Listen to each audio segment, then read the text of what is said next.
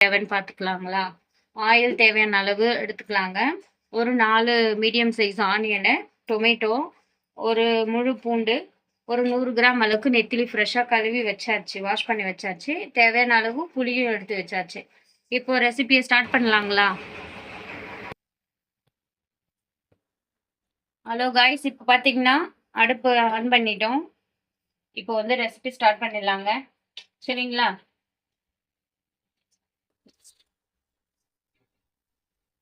முதல்ல தேவையான அளவு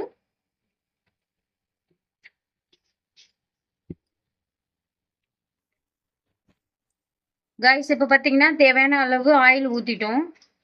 சரிங்களா? இப்போ ஆயில் சூடாயிட்டு இருக்குங்க.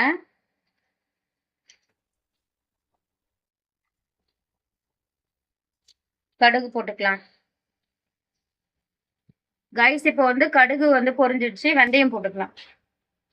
இப்போ இந்த ஒரு பல்லு பூண்டு இருக்கு இல்லைங்களா, அதை நல்லா நசுக்கி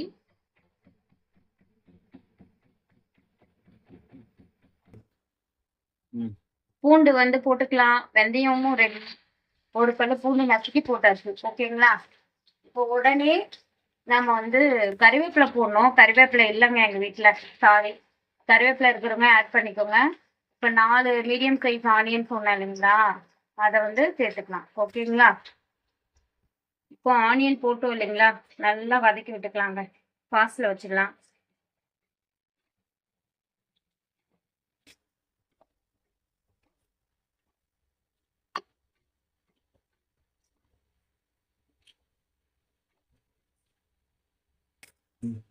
இப்போ வந்து நல்லா ஆனியன் வதங்கிட்டு இருக்குங்க. இன்னும் வறுபடலை, நல்லா வதக்கிட்டு இருக்கோம். நல்லா வதங்கணும். நல்லா இது வந்து ப்ரௌன் ஆகணும். ஆனியன் நல்லா ஃப்ரை ஆகி வந்தாதாங்க அந்த ஸ்மெல் எல்லாம் சூப்பரா இருக்கும். அது வந்து ராவாவே இருந்ததுன்னா கொஞ்சம் ஆனியன் மீடியமாலாம் வதங்கக்கூடாது எப்பவுமே. ஒரு சில இதுக்கெல்லாம் வந்து ஆனியன் வந்து நல்லா வதங்கியிருக்கணும். இப்போ நல்லா வதக்கிட்டோம். காய்ஸ், இப்போ பார்த்தீங்கன்னா ஆனியன் நல்லா ஃப்ரை ஆயிடுச்சு பாருங்க. இந்த ஸ்டேஜில் வந்து பார்த்தீங்கன்னா நம்ம இப்போ வந்து டொமேட்டோவை ஆட் பண்ணிக்கலாம், தக்காளியை ஆட் பண்ணிக்கலாம். சரிங்களா? தக்காளி ரொம்ப விலை கம்மியா இருக்கேன்னு தக்காளி கொஞ்சம் கூட சேர்த்துக்கிட்டேன். ஆனா தக்காளி நிறைய சேர்த்தா கொஞ்சம் திக்காவும் இருக்கும், நல்லாவும் இருக்குங்க. புளிப்பு தானே, கருவாட்டு குழம்புக்குலாம் நல்லா தான் இருக்கும். நல்லா திக்கா இருக்கும் குழம்பு. கிரேவி நல்லா தொக்கு மாதிரி வரும் கருவாட்டு தொக்கு.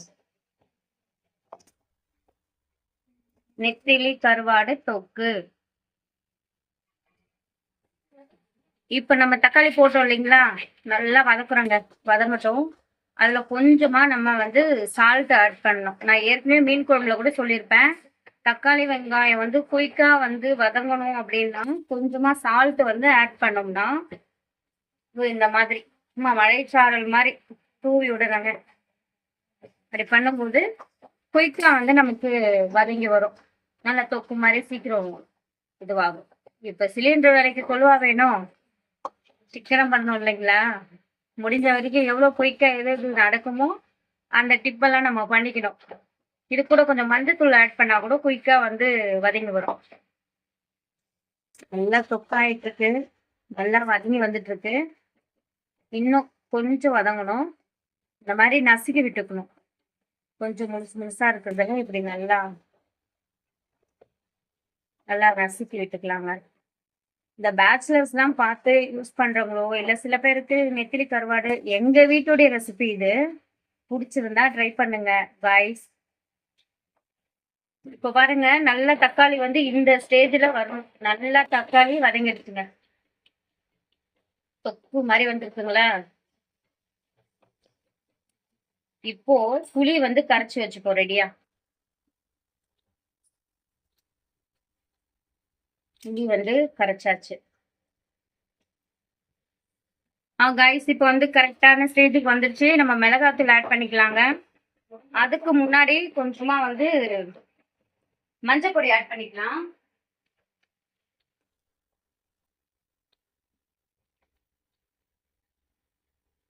இப்போ மஞ்சள் பொடி ஆட் பண்ணிட்டோமா?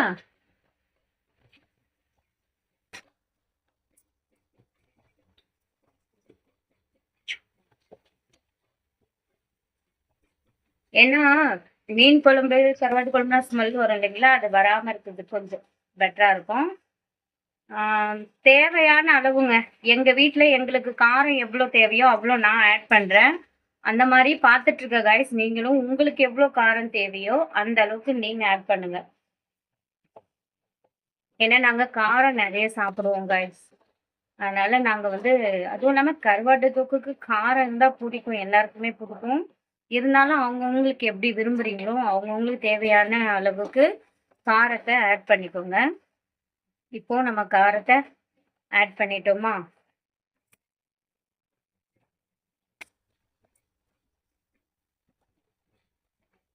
இப்போ நம்ம புளி கரைசல சேர்த்துக்கலாம்.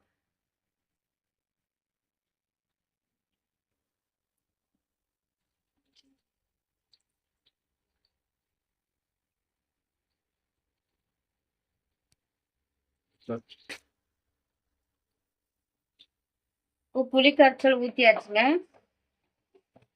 இந்த ஸ்டேஜ்ல இப்போ வந்து நமக்கு தேவையான அளவுக்கும் வந்து புளி தண்ணி ஊத்தும்போதே கொஞ்சம் ஓரளவுக்கு பரவாயில்லன்னா ஓகே. சில பேர் வந்து இந்த தக்காளி கிரேவி மாரி ஆச்சு இல்லைங்களா? அந்த தக்காளி தொக்கு மாரி இருக்கும்போதே மிளகாத்தூள் ஆட் பண்ணாமயே கருவாடு ஆட் பண்ணுவாங்க. ஆனா நாங்க வந்து எப்படி பண்ணுவோம்னா, மீன் குழம்பு எப்படி பண்ணுவோமோ அதே மெத்தட்ல பண்ணுவோம். அது வந்து என்னன்னா, இப்போ மிளகாத்தூள் போட்டு புளி கரைசல் ஊத்திட்டு, ஒரு கொதி வந்ததுமே நாங்க கருவாடு ஆட் பண்ணுவோங்க.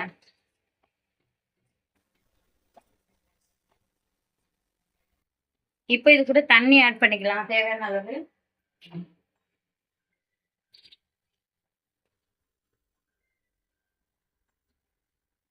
இப்போ நான் வந்து எங்க வீட்டுக்கு தேவையான அளவுக்கு 1 டம்ளர் எங்களுக்கு தேவையான அளவுக்கு வச்சிருக்கேன்.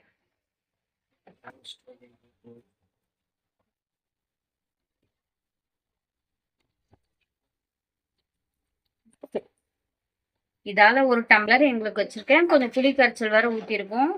அது வந்து இந்த ஸ்டேஜ்ல ஒரு திக்கா தொக்கு மாரி வரணும். நெத்திலி கருவாடு வந்து.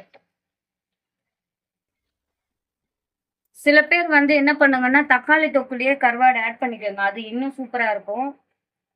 அந்த மாரியும் ஆட் பண்ணிக்கலாம். அதாவது தக்காளி தொக்கு மாரி இருந்ததுங்களா, மிளகாத்தூள் ஆட் பண்றதுக்கு முன்னாடியே, அந்த கருவாடையும் அது கூடயே போட்டு ஆட் பண்ணி, அதுக்கு மேல மிளகாத்தூள் போடலாம்.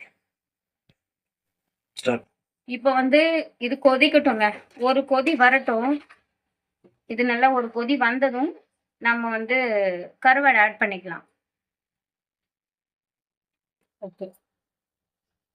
பாருங்க இப்ப நல்லா கொதிக்குதுங்களா? இந்த ஸ்டேஜ்ல ஒரு கொதி வந்துருச்சு இப்போ. இந்த ஸ்டேஜ்ல நம்ம கருவாட வந்து ஆட் பண்ணிக்கலாம்.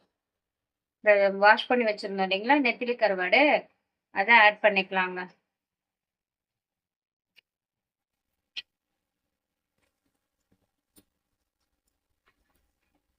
அப்பா! செம்ம வாசனை. ம்.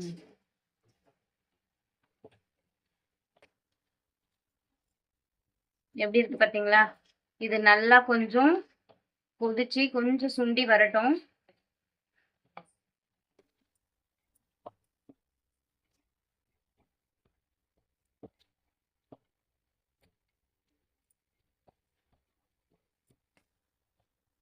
நல்லா மிக்ஸ் பண்ணி விட்டுக்கணும். நல்லா மிக்ஸ் பண்ணி விட்டுட்டு, இப்போ நம்ம மூடி போட்டுறலாம்.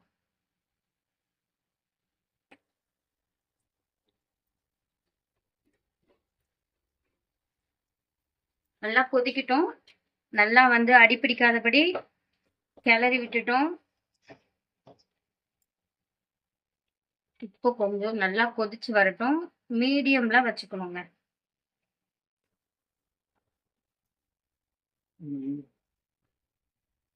கைஸ் இப்போ வந்து இத ஓப்பன் பண்ணி எந்த ஸ்டேஜ்ல இருக்குன்னு பார்க்கலாம்.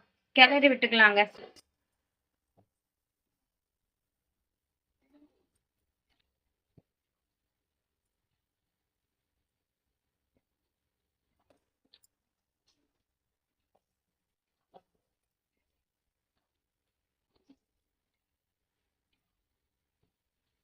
ஓகே.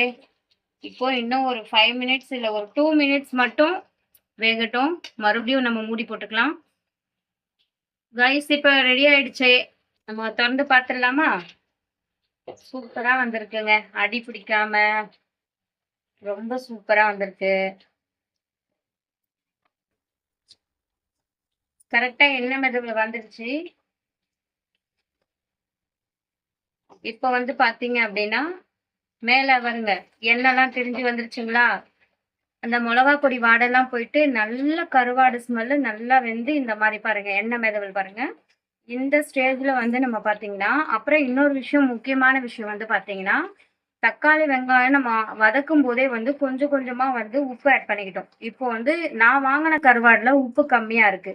நீங்க வாங்குற கருவாடுல உப்பு இருக்கா இல்லையான்னு கொடுக்கும்போதே அவங்க சொல்லுவாங்க இது உப்பு அதிகம், இது வந்து உப்பு கருவாடுங்க, இது உப்பு இல்லைங்கன்னு சொல்லுவாங்க. அதனால நான் இப்போ கொஞ்சம் உப்பு ஆட் பண்ண போறேன் கைஸ். நீங்களும் வந்து இதை நோட் பண்ணிக்கோங்க. தப்பா பண்ணிடாதீங்க தப்பா பண்ணிடாதீங்க. ஏன்னா நான் வாங்கின கருவாடுல உப்பு கம்மி. கொஞ்சம் கொஞ்சம் தான் நான் உப்பு ஆட் பண்ணேன். லைட்டா உப்பு ஆட் பண்ணிக்கிறேன். இப்போ பத்தலைன்னா கூட போட்டுக்கலாம் கைஸ். உப்பு ஆட் பண்ணியாச்சுங்களா? இப்போ மறுபடியும் ஒரு கிண்டு கிண்டி